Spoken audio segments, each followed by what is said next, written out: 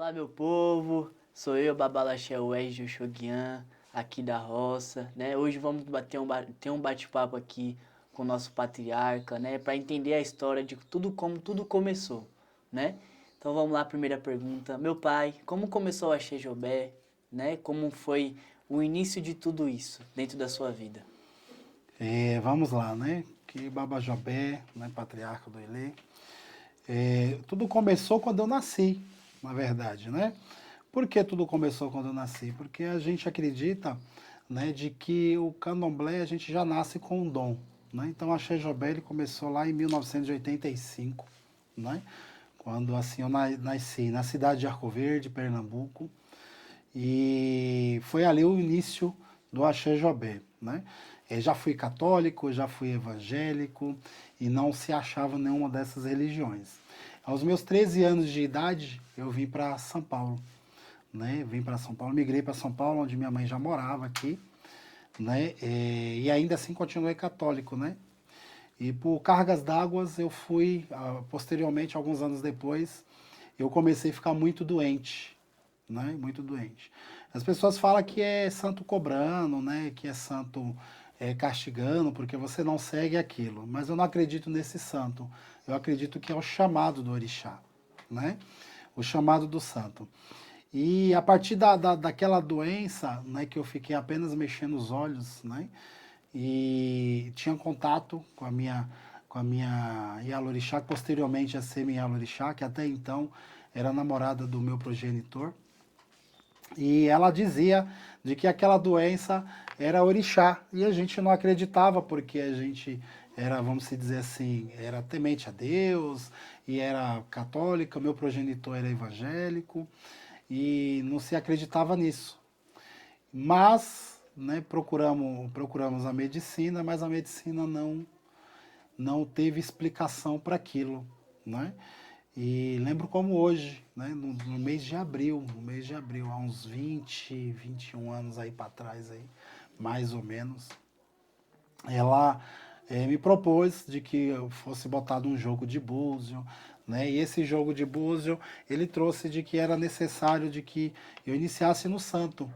Porém, né, naquela época, dentro do axé, da minha futura zeladora, eles não mexiam com o santo dentro da quaresma, né? Eles não mexiam com o santo. Então ela disse assim, olha, você vai tomar, você vai tomar um ebó, né? E você vai ficar durante a quaresma botando canjica para o seu santo, né? Para Oxalá, para que Oxalá calme seu santo, né? Para que Orixá, para que Ogum, ele aguarde passar a quaresma para aí a gente fazer seu bori, você toma aí bó bori e o famoso bori calçado, né, que se assentava santo. Hoje existe muita crítica com relação ao bori assentado, de que não existe, que não salva ninguém, né, mas eu sou testemunha disso. Isso eu fiz durante a quaresma toda, colocava canjica para Oxalá, toda sexta-feira era canjica, era uma canjiquinha com água, uma velinha, e ali eu fiquei bem durante aquela quarentena, né? E após isso, passou a quaresma, ela, minha futura zeladora, ela disse assim, olha, agora a gente temos que assentar, dar esse bori, né, e assentar seu santo para que as coisas fiquem em paz, né, para que se fique tranquilo, né. O nome da minha iniciadora, né, que seria posteriormente minha iniciadora, né, Elizabeth Sindacaiá de Iemanjá, né. E a partir daí passou esse processo dos 40 dias, ela reabriu o terreiro, e aí fui lá, tomei o meu ebó, né? Marcamos o ebó, marcamos o bori, né? O qual aconteceu lá em Bugaçu, na roça em Bugaçu. E eu fui lá, tomei esse ebó, tomei o bori, assentou no meu orixá, né? Assentou meu orixá, o qual tinha sido determinado pelo jogo de búzio, que era Ogum, que posteriormente eu ia saber o porquê daquilo, né? Mas já se sabia que eu tinha uma coisa com Xangô, né? Mas que Ogum dizia que tinha que ser iniciado, eu não entendi o porquê, já que eu era de um, tinha que ser iniciado de outro, né? Mas posteriormente eu fui entender o porquê, né, em uma conversa paralela com a minha mãe carnal, né, minha progenitora. E então fizemos. Tomei meu buri, né, assentou meu pai Ogum, fez o que tinha que ser feito, e eu fiquei muito bem de saúde. Mas eu sempre fui uma. Sempre não, hoje eu mudei muito, né? Mas na época eu era uma pessoa de que eu tinha que dar, né, para o santo aquilo que o santo me desse. Ou seja, o santo tinha que me dar primeiro para que eu fizesse. Eu era o dito Santo Tomé, só acreditava no que, né, no que acontecia, né? Só acredito no que eu vejo. E passou-se um mês, 2 meses, muito bem. Passou-se um ano e eu muito bem, né? Porque o Bori tinha sido tão bom, né? É, coisa de que hoje é um pouco tanto difícil a gente ver falar do Buri calçado, né? Não é iniciação, né? Não é iniciação. Antigamente se falava que era o cala-boca, se dizia do cala-boca de orixá, né? Do cala-boca, os mais velhos falavam. Hoje a gente também não vê essa expressão sendo dita, né? E passou-se um ano e meio para 2, eu comecei a ficar meio ruim, né? Mas dessa vez não foi de ficar sem os movimentos, né? Eu comecei a ficar meio ruim na cabeça mesmo. E até então a minha zeladora, porque eu me tornei, né, filho de santo do candomblé. Isso aí estamos falando de candomblé, tá, gente? Mas eu tive uma passagem antes disso também dentro da Umbanda. E ela falou assim: você precisa de iniciar santo, você precisa de, né, que era o prometido para o seu santo há praticamente 2 anos, acho que foi 2 anos depois, né, se eu não me falha a memória. E aí eu falei: não, não, porque o santo não me deu, o santo não me deu. Só que isso, mesmo com tudo isso, eu vinha guardando, comprava 1 quilo de vela, botava numa caixinha em cima do guarda-roupa, né, porque eu já tinha ibá de santo. Então eu ia comprando as coisas, mas eu falava para ela que não, que eu não tinha condições, o santo tinha que me dar aquilo, né? Mas eu fiquei tão perturbado que até um bom dia ficou um tanto meio que difícil para mim, né?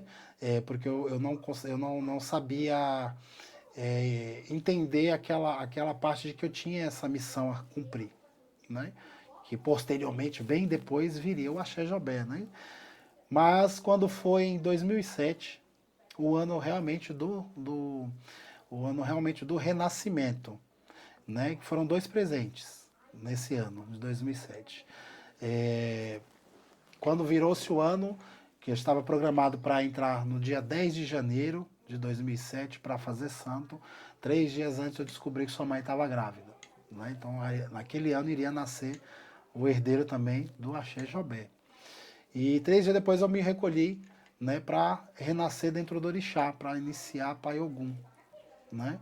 E Ogum deu as condições, né? Peguei férias, né, as férias coletivas, e fiquei lá 21 dias recolhido, sem ver a sua mãe, né? Eu tinha acabado de descobrir que ela estava grávida, já tinha sua irmã, e a gente fui fazer esse santo, iniciar no santo, né? Eu iniciar no santo, porque foi uma escolha também, né? As pessoas, o santo está castigando. Vamos dizer, santo não castiga, santo nos chama, né? O chamado de orixá. E iniciei para algum, né? Iniciei para algum com Jontó em Assá, em 2007. Com a saída dia 27, dia 27, né? Então a gente as datas elas vão dar uma embalharada, né? Porque a gente não lembra ao certo como que foi, né? Mas quando foi dia 27 de janeiro do ano de 2007, meu pai Ogum gritou para o mundo que ali nascia mais um Omorixá de Ogum, descendente de Ogum sobre a terra, né? E ali começou-se realmente a se concretizar o Axé Jobé, né? Porque no candomblé todos sabem que para se concretizar algo, ser um babalorixá, você precisa de ser iniciado.